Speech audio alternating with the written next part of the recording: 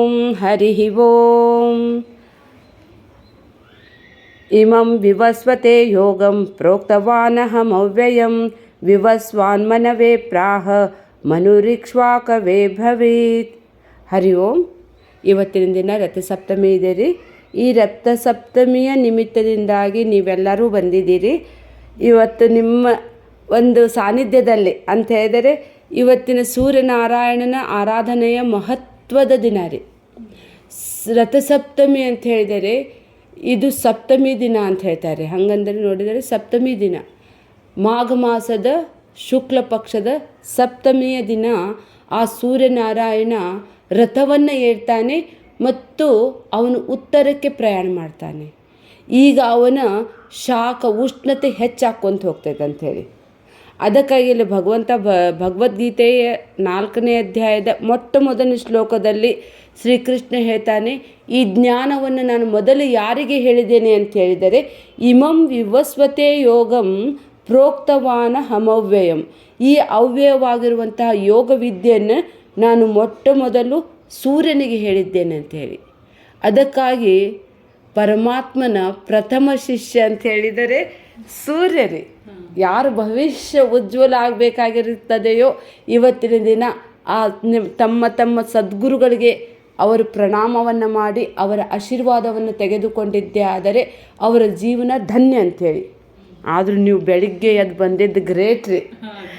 ವಿವಸ್ವಾನ್ ಮನವೇ ಪ್ರಾಹ ಮನುರಿಕ್ಷ್ವಾಕವೇ ಭರವೀತ್ ಅಂತ ಹೇಳಿದರೆ ಆ ಸೂರ್ಯನಾರಾಯಣನು ಮನುವಿಗೆ ಹೇಳಿದ, ಮನುವಿನಿಂದ ಇಕ್ವಾಕ್ಷು ರಾಜನಿಗೆ ಹೇಳಿದ, ಇಕ್ವಾಕ್ಷು ರಾಜನಿಂದ ಈ ಗುರು ಪರಂಪರೆ ಪ್ರಾರಂಭ ಆಯಿತು ಅಂಥೇಳಿ.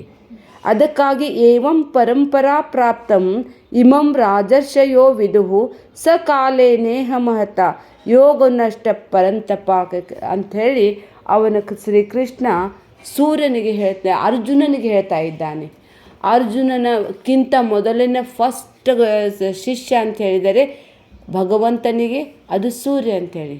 ಅದಕ್ಕಾಗಿ ಸೂರ್ಯನಿಗೆ ವೇದ ಉಪನಿಷತ್ತುಗಳೆಲ್ಲ ಹೊಗಳ್ತಾವೆ. ಋಗ್ವೇದದಲ್ಲಿ ಅವನ ವರ್ಣನೆ ಬಹಳ ಇದೆ ರೀ. ಮತ್ತು ಆ ಸೂರ್ಯನನ್ನು ಹೊಗಳಿರುವಂತಹ ಉಪನಿಷತ್ತು ಅಂತ ಹೇಳಿದರೆ ಈಶಾವಾಸೋಪನಿಷತ್ತದ ಕೊನೆಯ ಅನುವಾಕ.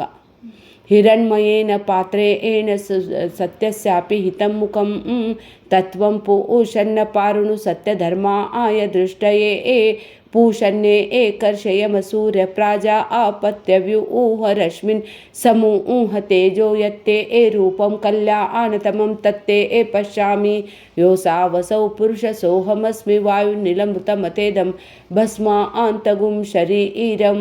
ಓಂ ಕ್ರತೋ ಸ್ಮರ ಕೃತಗುಂ ಸ್ಮರ ಕ್ರತೋ ಸ್ಮರ ಕೃತಗುಂ ಸ್ಮರ ಅಗ್ನೇನಯ ಸುಪತಾರಾಯೇ ಅಸ್ಮಾನ್ ದೇವ ವಯುನಾ ಆನಿ ವಿದ್ವಾನ್ ಯುಯೋಧಸ್ಮಾಜ್ಜುಹುರಾಣಮೇ ನೋ ಭೂಯಿಷ್ಟಾಂ ತೇ ನಮ ಉಕ್ತಿಂ ವಿಧೇಮ. ಓಂ ಶಾಂತಿ ಶಾಂತಿ ಶಾಂತಿ ಶಾಂತಿ. ಈ ಮಂತ್ರದಲ್ಲಿ ಹೇಳ್ತಾರೆ ಅವನ ವರ್ಣನೆ ಹೇಗಿದೆ ಅಂತ ಹೇಳಿದೆ, ಅವನ ಬಣ್ಣ ಹೇಗಿದೆ ಅಂತ ಹಿರಣ್ಮಯ ಪಾತ್ರೇನ ಅಂತ ಹೇಳಿದ್ರೆ ಪಾತ್ರದಂತೆ ಇದ್ದೀಯಾ ನೀನು. ಹೊರಗಡೆ ಎಷ್ಟು ಬೆಳಕನ್ನು ತೋರಿಸ್ತಾ ಇದ್ದೀಯಾ, ಹೊರಗಿನ ಜಗತ್ತನ್ನು ತೋರಿಸ್ತಾ ಇದ್ದೀಯಾ. ಆದರೆ ನನಗೆ ಈ ಬೆಳಕನ್ನು ಯಾರು ಕೊಟ್ಟಿದ್ದಾರಲ್ಲ ಆ ತತ್ವವನ್ನು ನನಗೆ ತೋರಿಸಿಕೊಡು. ಯಾವುದರಿಂದ ನೀನು ಬೆಳಗ್ತಾ ಇದೆಯಲ್ಲ ಆ ಬೆಳಕನ್ನು ನನಗೆ ತೋರಿಸಿಕೊಡು. ಪೂಷನ್ಯೇಕರ್ಷೆ ಯಮ ಸೂರ್ಯ ಪ್ರಾಜಾ ಅಪತ್ಯವ್ಯೂಹ ರಶ್ಮಿನ್ ಅಂತ ಹೇಳಿದರೆ ನಿನ್ನಲ್ಲಿ 7 ರಶ್ಮಿಗಳಿಂದ ಜಗತ್ತನ್ನು ಪ್ರಕಾಶ ಮಾಡ್ತಾ ಇದ್ದೀಯ. ಪೂಷನ್ಯೇಕರ್ಷೆ ಯಮ ಪೂಷನ್ ಅಂತ ಹೇಳಿದರೆ ಸತ್ವರಿ. ಅಂದರೆ ಇಡೀ ಜಗತ್ತಿಗೆ ಸತ್ವವನ್ನು ಯಾರು ಕೊಡ್ತಾ ಇದ್ದಾನಂತ ಹೇಳಿದರೆ ಸೂರ್ಯ.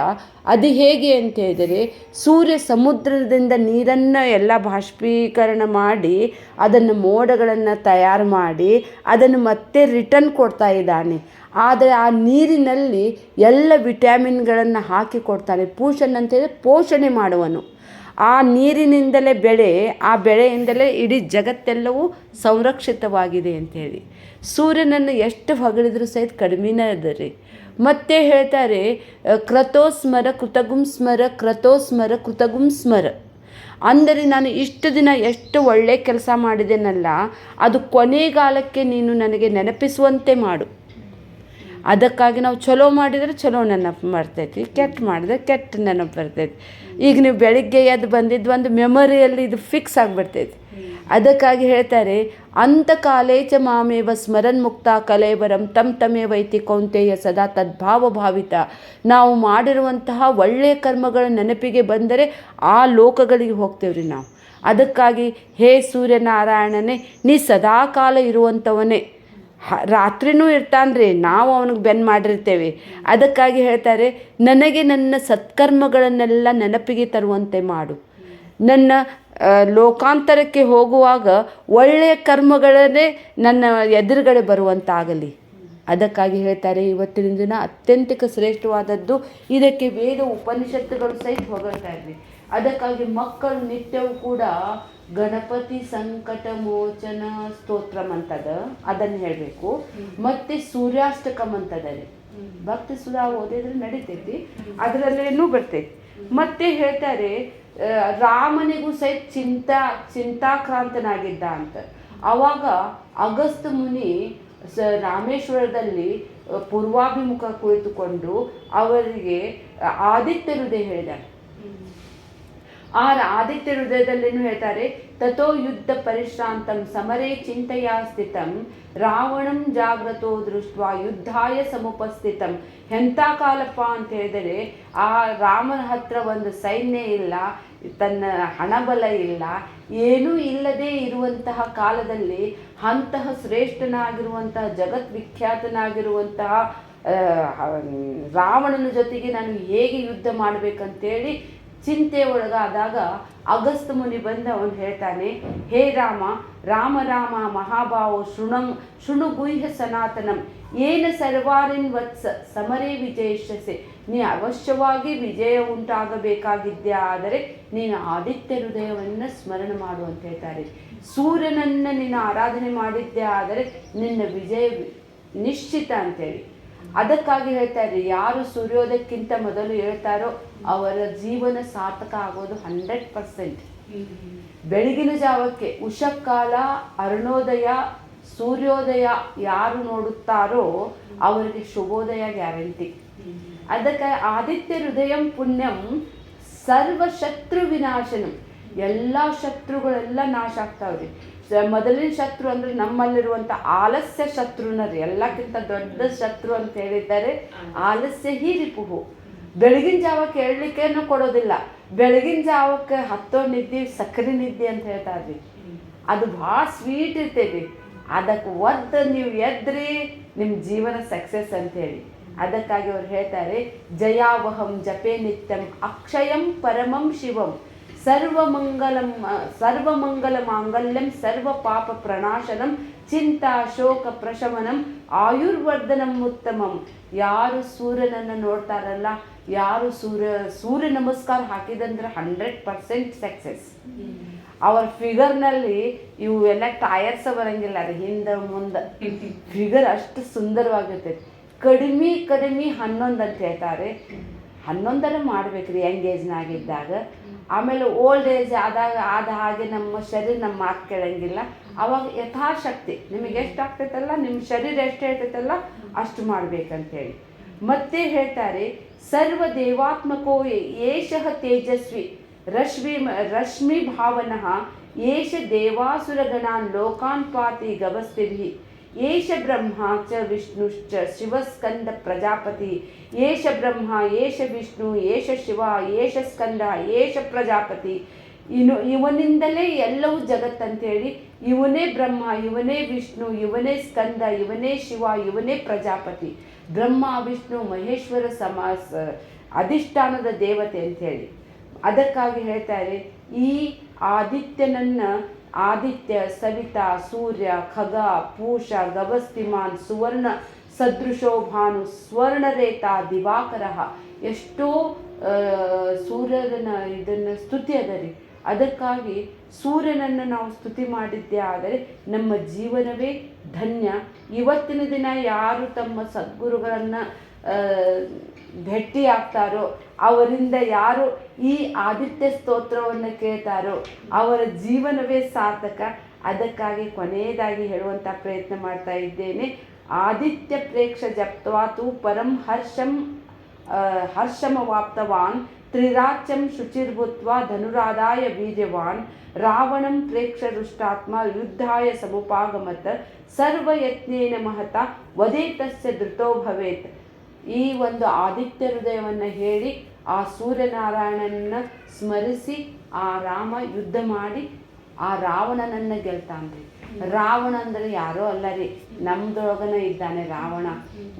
ಕಾಮ ಕ್ರೋಧ ಲೋಭ ಮೋಹ ಮದ ಮಾತ್ಸರ್ಯ 6 ಮನಸ್ಸು ಬುದ್ಧಿ ಚಿತ್ತ ಅಹಂಕಾರ ಇದನ್ನೆಲ್ಲ ಗೆಲ್ತಾನೆ ಅಂತೇಳಿ. ಅದಕ್ಕಾಗಿ ಇವತ್ತಿನ ದಿನ ನಾವೆಲ್ಲರೂ ಕೂಡ ಈ ಒಂದು ರಥಸಪ್ತಿಯ ನಿಮಿತ್ತದಿಂದಾಗಿ ಝಲಕ್ ದಿಕ್ಲಾಜಾರಿ ಇದು ಏನು ಪೂರ್ಣ ಅಲ್ಲ ರೀ. ಹಂಗೆ ನೋಡಿದರೆ ಸೂರ್ಯನನ್ನು ವರ್ಣಿಸ್ಲಿಕ್ಕೆ ಋಗ್ವೇದವನ್ನೇ ಅಭ್ಯಾಸ ಮಾಡಬೇಕಾಗ್ತೈತಿ. ಆದರೂ ಸಹಿತ ನನ್ನ ಆದಿತ್ಯ ಹೃದಯನೂ ಕೂಡ 1-2 ಶ್ಲೋಕಗಳನ್ನು ನೆನಪಿಗೆ ತಂದಿದ್ದೇನೆ. ಇನ್ನೊಂದು ಸಲ ಕ್ಲಾಸಿನಲ್ಲಿ ಬಂದಾಗ ಅಥವಾ ನಿಮ್ಮ ಮನೆಗೆ ಬಂದಾಗ ಅದರ ಸವಿಸ್ತಾರವಾಗಿ ನಾವು ಅದರ ವಿಚಾರ ಮಾಡಿ ಅದರ ಅರ್ಥವನ್ನು ತಿಳಿದುಕೊಂಡು ಧನ್ಯರಾಗೋಣ್ರಿ.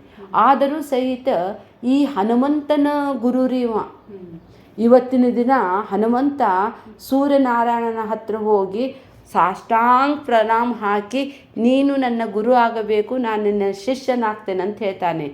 ಗುರುಗೂ ಏನು ಅವಶ್ಯಕತೆ ಇರೋಂಗಿಲ್ಲ, ಶಿಷ್ಯರಿಂದ ಏನಾಗಬೇಕಾಗಿರ್ತೈತ್ರಿ. ಅವನು ಹೇಳ್ತಾನೆ, ಇಲ್ಲಪ್ಪ ನನಗೆ ಭಾಳ ಕೆಲಸ ಅದಾವು, ನಾವು 1 ಮಿನಿಟ್ ನಿಲ್ಲಂಗಿಲ್ಲ, ನಾನು ಹಂಗೆ ಓಡಬೇಕು, ಈಗ ಇಲ್ಲೇ ಓಡಿದ್ರೆ ನಾ ಅಲ್ಲಿ ಓಡಬೇಕು, ಭಾಳ ನಾನು ಯಾವಾಗಲೂ ಗತಿಶೀಲನಾಗಿರ್ತೇನೆ, ಅದಕ್ಕಾಗಿ ನನಗೆ ಕುಂತು ಹೇಳೋಕ್ಕಾಗಂಗಿಲ್ಲ ಅಂತ ಹೇಳ್ತಾನೆ. ಆವಾಗ ಹನುಮಂತ ಹೇಳ್ತಾನೆ, ಇಷ್ಟ ಏನ್ರಿ, ಹಂಗಂದ್ರೆ ನೀವು ಹಂಗೆ ರಥ ಮುಂದೆ ಓಡಿಸ್ಕೊಂತ ಬರ್ರಿ, ನಾನು ಹಿಂದಲಿಂದ ಓಡ್ಕೊತ ಬರ್ತೇನೆ, ನೀವು ಹೇಳ್ಕೊತ ಹೋಗ್ರಿ, ನಾ ಕೇಳ್ಕೊತ ಹೋಗ್ತೀನಿ. ಅದಕ್ಕಾಗಿ ಹೇಳ್ತಾರ್ರಿ, ಶಿಷ್ಯ ಸಾವೇ ತತ್ಪರ, ಶಿಷ್ಯ ಸಾವೇ ಮೇಧಾವಿ, ಶಿಷ್ಯ ಸಾವೇ ಪ್ರೇಮಾಳು, ಶಿಷ್ಯ ಸಾವೇ ಎಷ್ಟು ನೀವು ಗುರುವಿನ ಹತ್ರ ಹೋಗ್ಲಿಕ್ಕೆ ಹಂಬಲಿಸ್ಬೇಕು ಅಂಥ ಶಿಷ್ಯ ಇರಬೇಕು. ಹನುಮಂತ ಅಂಥವನ್ನ ಇದ್ದ, ಹಿಂದ್ಲಿಂದ ಓಡ್ಕೊಂತ ಕೇಳ್ಯಾನ್ರಿ, ನಮಗೆಲ್ಲ ಕುರ್ಚಿ ಹಾಕಿ ಫ್ಯಾನ್ ಹಾಕಿ ಆರಾಮ್ ಕೂಡ್ರವ ಅಂಥೇಳಿ ಹೇಳಿದರೂ ನಾವು ಬರಾಕ್ವಲ್ಲಂತೇವೆ. ಆದರೆ ಅಷ್ಟು ತತ್ಪರ ಯಾರಿರ್ತಾರೋ ಅವರಿಗೆ ಗುರು ಅನುಗ್ರಹ ಆಗ್ತದಂತ ಹೇಳ್ತಾ ನನ್ನ 2 ಮಾತುಗಳಿಗೆ ನಾನು ಪೂರ್ಣ ವಿರಾಮ ಕೊಡ್ತೇನೆ ರೀ. ಹರಿ ಓಂ, ಧನ್ಯವಾದ.